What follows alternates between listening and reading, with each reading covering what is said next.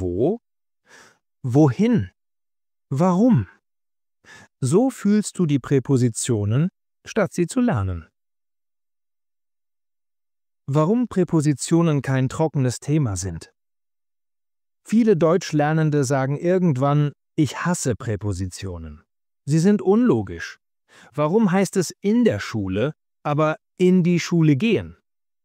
Und ja, auf den ersten Blick wirken Präpositionen wie kalte Grammatikregeln. Tabellen, Listen, Ausnahmen. Doch wenn man genauer hinschaut, merkt man schnell, Präpositionen sind keine Regeln, sie sind Gefühle. Sie erzählen, wo du bist, wohin du gehst und manchmal sogar, warum du etwas tust. Sprache ist immer Bewegung. Wenn du sagst, ich bin zu Hause, entsteht sofort das Gefühl von Ruhe und Ankommen. Wenn du sagst, ich gehe nach Hause, spürst du Richtung, Energie, Ziel. Diese winzigen Wörter verändern dein inneres Bild, dein Körper reagiert darauf. In Wirklichkeit zeigen sie, ob du bleibst oder dich bewegst, ob du angekommen bist oder noch unterwegs bist. Und genau das ist das Geheimnis. Wenn du Präpositionen nicht nur mit dem Kopf, sondern mit dem Körper lernst, verstehst du sie auf einer tieferen Ebene. Statt Tabellen solltest du Bilder sehen. Stell dir vor, du sitzt im Café. Du fühlst dich geborgen, geschützt, der Duft von Kaffee, Stimmen um dich herum. Dann gehst du ins Café. Du öffnest die Tür, spürst den Wind, machst einen Schritt hinein. Nur ein kleiner Unterschied im Wort, aber ein ganz anderer Moment, ein anderes Gefühl. Oder du stehst an der Wand, ganz nah, fast berührend, und dann gehst du an die Wand. Du näherst dich, willst dort ankommen. Du siehst, was passiert? Sprache bewegt dich innerlich. Und Präpositionen sind die Landkarte dieser Bewegung. Muttersprachler denken nicht über Dativ oder Akkusativ nach. Sie spüren einfach, bin ich da oder gehe ich dorthin? Dativ bedeutet Ruhe, Sicherheit, Ort. Akkusativ bedeutet Bewegung, Ziel, Richtung. Wenn du das einmal gefühlt hast, brauchst du keine Tabellen mehr. Grammatik verwandelt sich in etwas Natürliches. Etwas, das du verstehen kannst, ohne zu übersetzen. Darum lohnt es sich, mit dem ganzen Körper zu lernen. Mach kleine Gesten, wenn du sprichst. Zeig nach unten, wenn du sagst, auf den Boden. Mach eine Bewegung nach vorne, wenn du sagst, auf den Boden. Du wirst merken, wie dein Körper und dein Gehirn anfangen, zusammenzuarbeiten. Grammatik wird dann nicht mehr auswendig gelernt, sondern erlebt. Am Ende geht es gar nicht darum, Regeln zu kennen, sondern Geschichten zu spüren. Jede Präposition erzählt eine kleine Bewegung in Raum und Zeit, eine Mini-Geschichte deiner Beziehung zur Welt. Und wenn du das erkennst, wird Grammatik plötzlich einfach, klar und lebendig. Denn Präpositionen sind keine trockenen Wörter, sie sind das Gefühl, irgendwo zu sein oder irgendwohin zu gehen. Wo? Ruhe, Sicherheit, Ankommen. Wenn du an das kleine Wort wo denkst, spürst du sofort etwas Stilles. Wo bist du? Das ist keine Frage nach Bewegung, sondern nach einem Zustand, nach einem Ort, an dem du bleibst. Ich bin im Bett, ich bin auf der Arbeit, ich bin bei meiner Freundin. Diese Sätze haben keine Eile, keine Richtung. Sie erzählen von Ruhe, von einem Platz, an dem etwas angekommen ist. Das ist der Moment des Dativ. Alles bleibt, wo es ist. Die Energie fließt nicht nach vorne, sie ruht. Es ist wie Atmen nach einem langen Tag. Du kommst an, du lässt los. Ich bin im Park. Du siehst das Grün, du hörst den Wind. Du bist einfach da. Kein Weg, kein Ziel, nur Sein. Das ist das Gefühl von Wo. Viele Lernende denken bei Dativ sofort an Grammatik. Dativ nach Wo fragen. Aber wenn du es fühlst, brauchst du keine Regel. Du spürst, dass sich die Sprache in diesem Moment nicht bewegt. Sie steht still. Sie ruht. Dativ ist wie der Moment, in dem du dich hinsetzt, die Tasche abstellst und endlich ankommst. Wenn du sagst, ich bin in der Stadt, bedeutet das, ich befinde mich dort. Ich habe mein Ziel erreicht. Du bist innerhalb eines Raumes Umgeben, sicher, angekommen. Dasselbe passiert mit auf dem Tisch, an der Wand, unter dem Bett. Alles ist ruhig, alles hat seinen Platz. Sprache malt hier ein Bild der Stabilität. Man könnte sagen, der Dativ ist der Atem der Sprache. Er hält die Bewegung an, damit du dich orientieren kannst. Ohne diesen Moment der Ruhe gäbe es kein Ziel, kein Zuhause, keinen Bezugspunkt. In gewisser Weise ist jeder Dativ ein kleiner Ausdruck von Vertrauen. Du bist da, du bleibst, du bist sicher. Also, wenn du das nächste Mal wo hörst, stell dir nicht nur einen Ort vor, sondern auch ein Gefühl. Die Ruhe, die entsteht, wenn etwas seinen Platz gefunden hat. Das Wo ist nicht einfach eine grammatische Frage, sondern ein Zustand des Friedens. Und genau das ist der Anfang jedes Satzes, jeder Bewegung, jedes Lernmoments. Zuerst ankommen, bevor du weitergehst. Wohin, Bewegung, Ziel, Energie. Nach der Ruhe kommt die Bewegung. Kaum hast du dich an einem Ort sicher gefühlt, entsteht in dir ein neues Gefühl. Der Impuls, weiterzugehen. Und genau das ist wohin. Es ist das kleine Wort, das die Sprache in Bewegung setzt. Ich gehe in den Park, ich fahre ans Meer, ich laufe auf den Berg. Plötzlich verändert sich alles. Die Energie fließt nach vorne, dein Körper spannt sich, dein Blick sucht das Ziel. Wenn du wohin sagst, öffnet sich ein Raum. Die Sprache bekommt Richtung. Und dort, wo eben noch Dativ war, tritt jetzt der Akkusativ auf die Bühne. Der Satz wird aktiv, lebendig, zielgerichtet. Ich gehe in die Stadt, das ist kein Zustand, das ist ein Weg. Du spürst, wie du die Straße entlang gehst, wie sich etwas in dir bewegt. Akkusativ ist das grammatische Gesicht der Bewegung. Viele Lernende versuchen, das mit Tabellen zu verstehen, Akkusativ nach wohin fragen. Aber das ist zu flach. Es reicht, wenn du die Bewegung fühlst. Versuch einmal, beim Sprechen den Körper mitzunehmen. Sag, ich gehe in die Küche und mach dabei einen Schritt nach vorne. Sag, ich lege das Buch auf den Tisch und beweg deine Hand nach unten. Dein Gehirn wird sich sofort erinnern.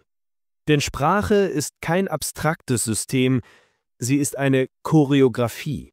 Jeder Satz ist eine kleine Bewegung, ein Tanz zwischen Ort und Ziel. Dativ hält fest, Akkusativ treibt vorwärts. Und zwischen diesen beiden Kräften spielt sich dein ganzes Sprechen ab. Wenn du sagst, ich gehe ins Wasser, spürst du, wie du eintauchst. Wenn du sagst, ich setze mich auf den Stuhl, spürst du, wie du den Kontakt findest, das Ziel erreichst. Diese Momente sind nicht nur grammatisch korrekt, sie sind spürbar richtig.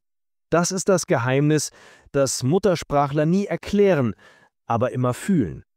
Wohin bedeutet immer, etwas in dir will sich verändern. Du willst von einem Zustand in den nächsten. Du willst irgendwohin, nicht nur körperlich, sondern innerlich.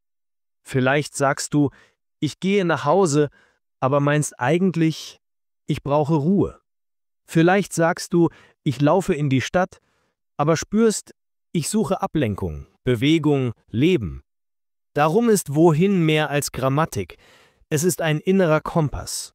Es zeigt, dass du dich bewegst, dass du suchst, dass du unterwegs bist. In der Sprache, im Leben, in deinem Lernen. Und wenn du das einmal erkennst, dann klingt jeder Satz lebendiger. Dann merkst du, Grammatik ist nicht Stillstand, sondern Bewegung. Und Sprache ist immer unterwegs. An. Nähe und Verbindung. Es gibt Präpositionen, die man nicht einfach versteht, sondern fühlt. An ist eine davon. Dieses kleine Wort trägt eine leise Spannung in sich. Es bedeutet Nähe, fast Berührung, manchmal auch Sehnsucht. Wenn du sagst, ich stehe an der Wand, bist du ganz nah dran, aber nicht mittendrin. Es ist ein Zustand dazwischen, nicht entfernt, aber auch nicht verschmolzen. An beschreibt immer eine Linie, eine Grenze, einen Kontaktpunkt. Am Fenster, an der Tür, Am Meer. Du bist dort, wo etwas beginnt, wo zwei Welten sich berühren. Es ist das Gefühl, die Hand an eine kalte Scheibe zu legen und durchzusehen. Du bist da, aber dein Blick geht weiter. Du fühlst Verbindung, aber auch Distanz. Wenn du sagst, ich gehe ans Meer, ändert sich der Ton. Das ist Bewegung, Richtung, ein innerer Ruf. Das Meer zieht dich an. Du willst dort sein, wo die Wellen beginnen. Das Ziel ist nicht, hineinzuspringen, sondern anzukommen. An der Grenze zwischen Land und Wasser. Genau das ist an, das Dazwischen. Nicht völlig hier, nicht völlig dort. Es ist das Moment, in dem zwei Dinge sich fast berühren.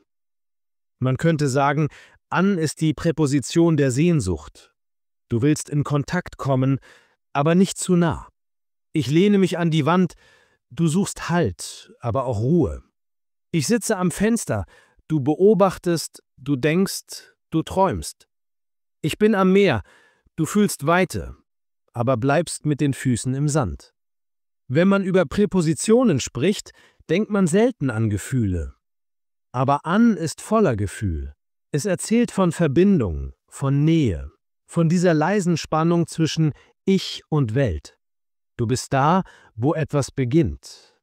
An einem Ort, an einer Grenze, an einem Menschen. Und vielleicht merkst du dabei, dass Sprache genauso funktioniert wie Beziehungen. Manchmal bist du in etwas, völlig drin, tief verwoben. Manchmal bist du an etwas, nah genug, um es zu spüren, aber mit Raum zum Atmen. In dieser Balance lebt die Sprache. Also wenn du das nächste Mal sagst, ich bin am Fenster, hör in dich hinein. Du wirst merken, da steckt ein Gefühl von Frieden, von Nähe, von einem stillen Kontakt mit der Welt. An ist nicht nur ein Wort, es ist eine Geste. Eine leise Berührung zwischen dir und allem, was dich umgibt. Auf. Kontrolle und Überblick. Auf ist ein Wort mit Weite. Es öffnet den Raum nach oben, gibt der Sprache Höhe, Überblick, Klarheit. Wenn du sagst, auf dem Tisch, siehst du sofort ein Bild. Etwas liegt oben, sichtbar, greifbar. Auf ist immer mit dem Gefühl verbunden, dass du etwas sehen, etwas kontrollieren kannst. Es steht für Ordnung, Struktur, Stabilität. Doch auf ist mehr als nur eine Position.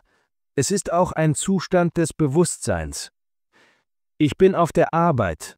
Das bedeutet nicht, dass du physisch auf dem Gebäude sitzt, sondern dass du dich auf einer Ebene des Tuns befindest.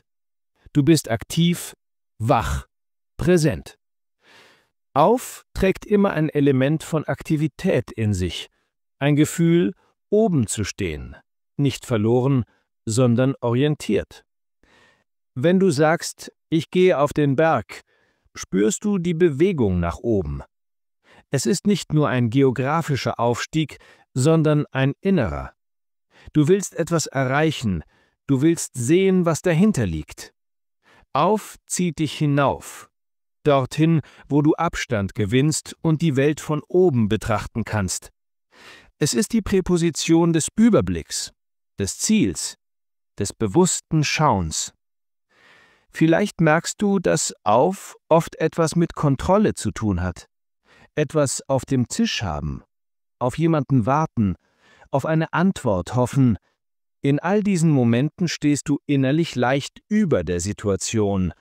Du siehst, beobachtest, wartest, lenkst. Auf schafft Raum zwischen dir und dem, was passiert. Und in diesem Raum entsteht Klarheit. Aber auf kann auch Freiheit bedeuten. Auf der Wiese liegen, auf dem Balkon sitzen, auf dem Dach stehen. Du bist draußen, in Kontakt mit Himmel und Licht. Auf hebt dich heraus aus dem Inneren, aus dem Geschlossenen, hinein ins Offene. Es ist das Gefühl, atmen zu können, die Welt zu überblicken. Vielleicht ist das der Grund, warum auf im Deutschen so lebendig ist. Es steht für das Bedürfnis, etwas zu sehen, zu verstehen, Kontrolle zu haben, aber auch für die Freude, alles von oben zu betrachten, ohne festzuhalten. Wenn du das nächste Mal sagst auf dem Berg, stell dir nicht nur den Ort vor, sondern das Gefühl, das damit kommt. Der Wind im Gesicht, der klare Blick, das weite Panorama. Auf ist ein kleines Wort, das dich erinnert, dass du nicht nur stehen, sondern auch schauen kannst. Und dass Sprache, genau wie das Leben, manchmal einfach bedeutet, einen Schritt höher zu gehen, um zu sehen, was wirklich da ist. In, Tiefe und Geborgenheit. Wenn du das Wort in hörst, spürst du sofort ein Eintauchen. Es ist, als würdest du einen Schritt in etwas hineinmachen, in einen Raum, in eine Welt, in dich selbst. Ich bin im Wald. Ich bin in der Stadt. Ich bin im Wasser. Diese Sätze tragen ein Gefühl der Tiefe. Sie erzählen nicht nur, wo du bist, sondern dass du drinnen bist, umgeben, geschützt, verbunden. In ist die Präposition der Geborgenheit. Wenn du dich in etwas befindest, bist du nicht mehr außen, du bist Teil davon. Im Café zu sitzen bedeutet, die Geräusche, den Duft, die Atmosphäre um dich herum zu spüren.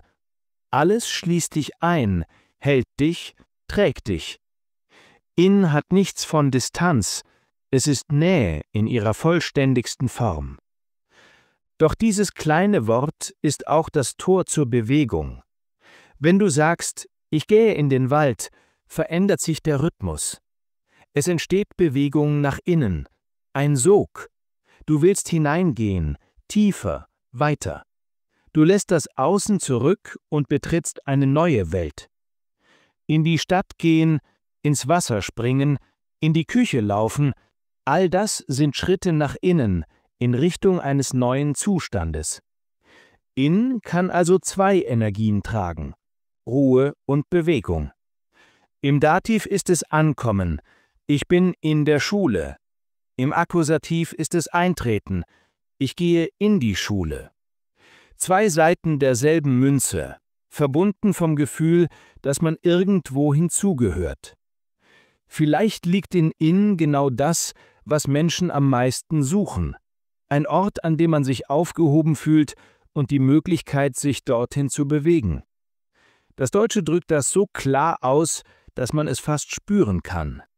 Der Unterschied zwischen im Zimmer und ins Zimmer ist wie zwischen Träumen und Handeln. Das eine ist Sein, das andere Werden. Wenn du über in nachdenkst, denk an Räume, die du betrittst. Denk an Momente, in denen du dich öffnest. Sprache ist voller Türen und in ist diejenige, die dich dorthin durchführt. Sie bringt dich tiefer in Räume, in Gedanken, in Gefühle. Und vielleicht merkst du, dass jedes Lernen auch so funktioniert. Du stehst davor, du zögerst und dann gehst du hinein. Erst draußen, dann mittendrin. Genau das ist in. Es ist Bewegung mit Vertrauen. Es ist das Gefühl, sich nicht zu verlieren, sondern irgendwo anzukommen. Und wenn du dort bist, spürst du, ich bin da. Ich bin in mir. Zu und nach.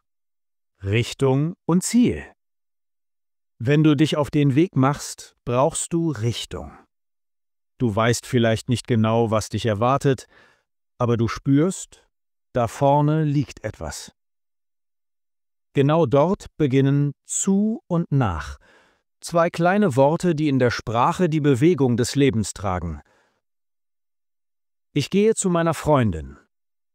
Ich fahre nach Berlin. Beide Sätze klingen ähnlich, aber sie führen dich auf unterschiedliche Wege. Zu führt dich zu jemandem, zu etwas Konkretem. Es hat Nähe, es hat Wärme, es ist persönlich. Du gehst zu einem Ort, an dem jemand auf dich wartet. Zu meiner Mutter, zum Arzt, zur Arbeit. Das Ziel ist klar, greifbar, vertraut. Nach dagegen weitet den Blick. Es geht um Orte, die größer sind als du, die dich aufnehmen, ohne dich persönlich zu kennen.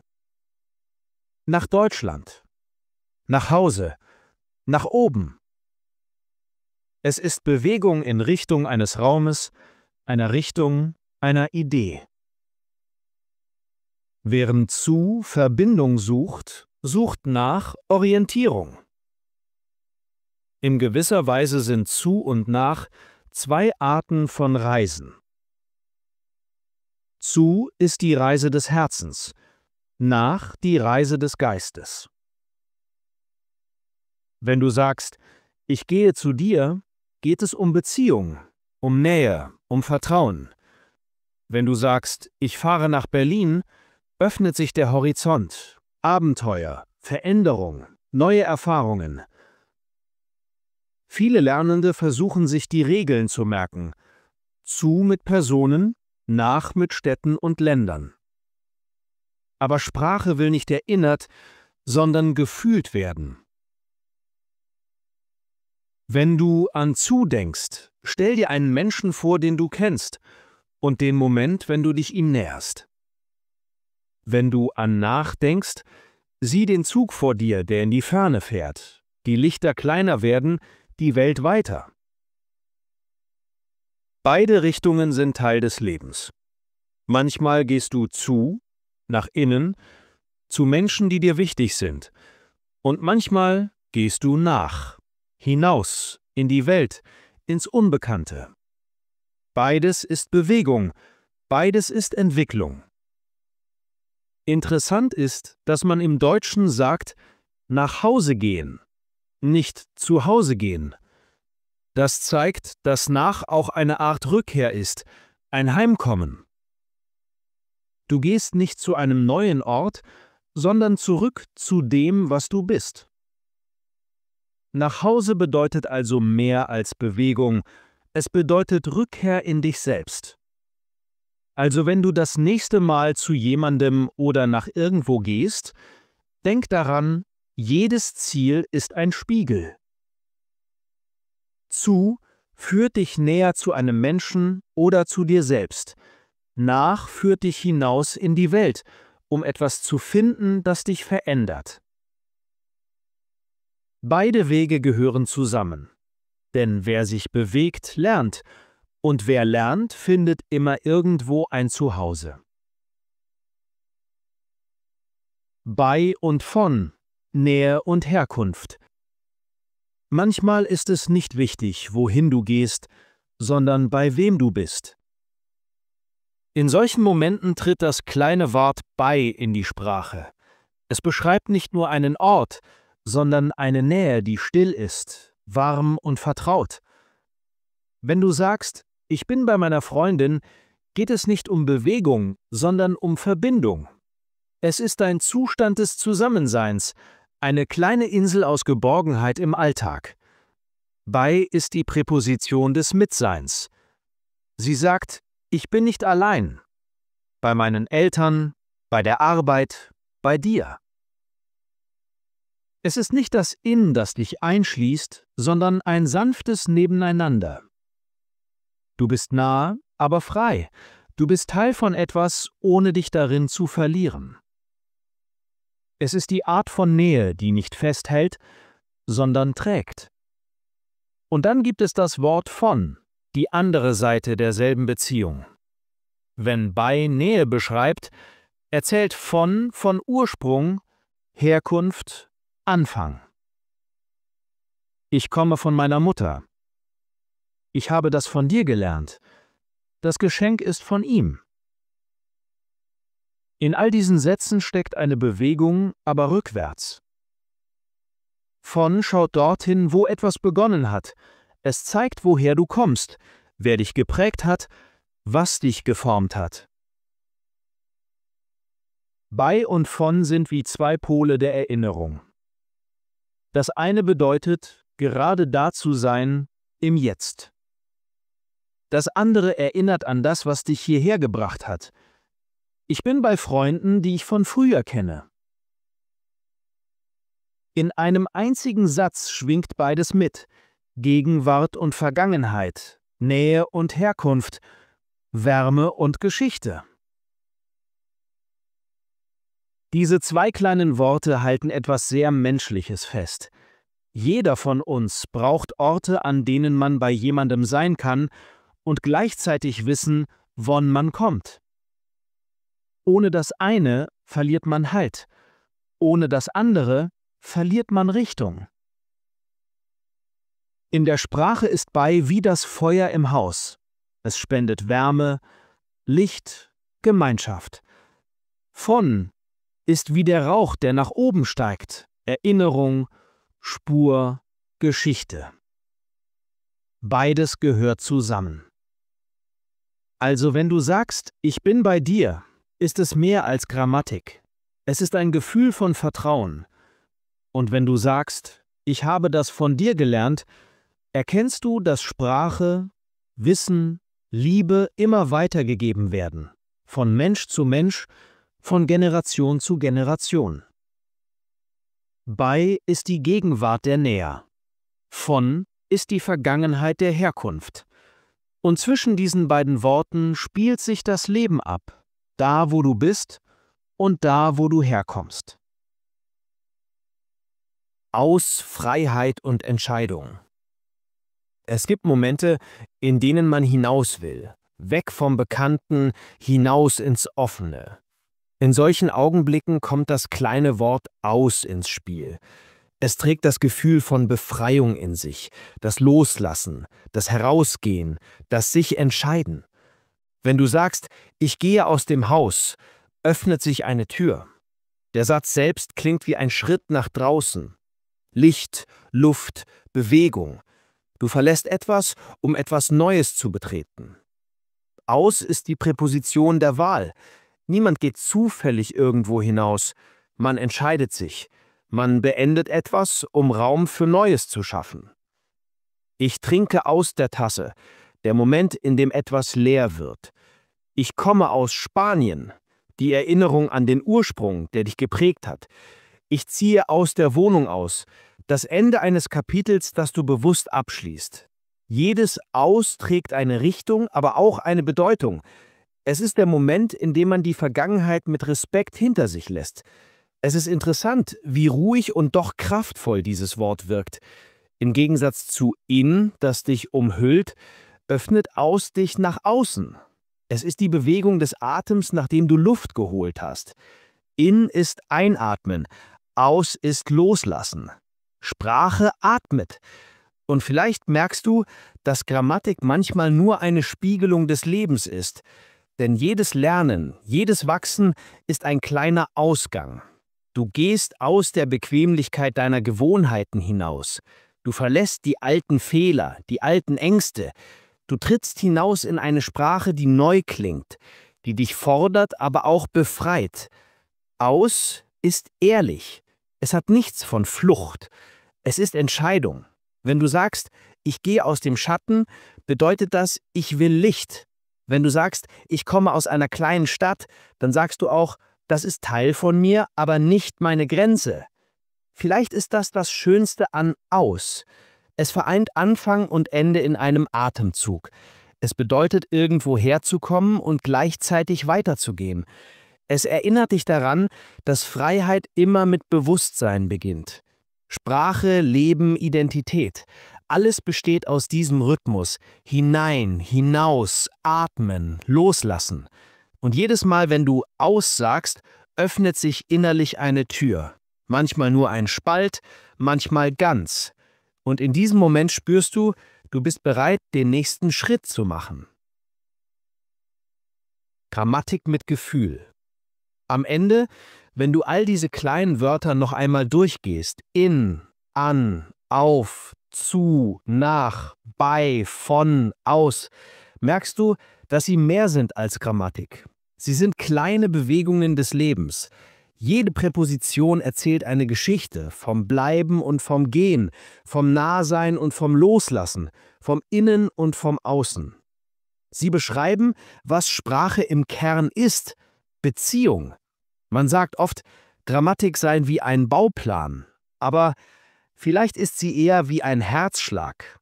Mal ruhig, mal schnell, mal still, mal voller Bewegung. Der Dativ ist der Atem, der bleibt. Der Akkusativ ist der Schritt, der vorwärts geht. Und zwischen diesen beiden Kräften lebt alles, was wir ausdrücken können. Wenn du das nächste Mal eine Präposition lernst, versuch sie nicht zu verspähen, sondern zu fühlen. Geh in das Bild hinein, spür, wo dein Körper wäre, wenn du es sagen würdest. Wo ist Ankommen? Wohin ist Aufbruch? Und manchmal genügt es, diese beiden Kräfte in sich zu spüren, um die richtige Form zu finden. Sprache ist kein System aus Regeln, sondern eine Bewegung des Bewusstseins. Sie zeigt, wie du dich zur Welt stellst, nah oder fern, innen oder außen, ruhig oder in Bewegung.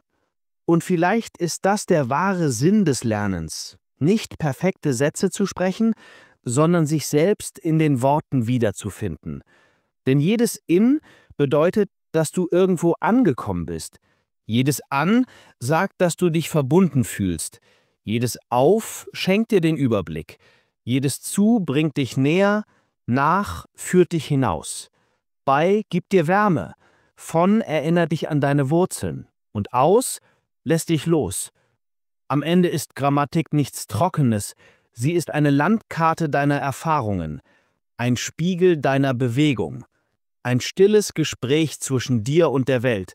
Und wenn du das spürst, wenn du beim Sprechen nicht mehr denkst, sondern fühlst, dann wird jede Präposition lebendig. Dann ist Deutsch keine Fremdsprache mehr, sondern ein Raum, in dem du dich frei bewegst.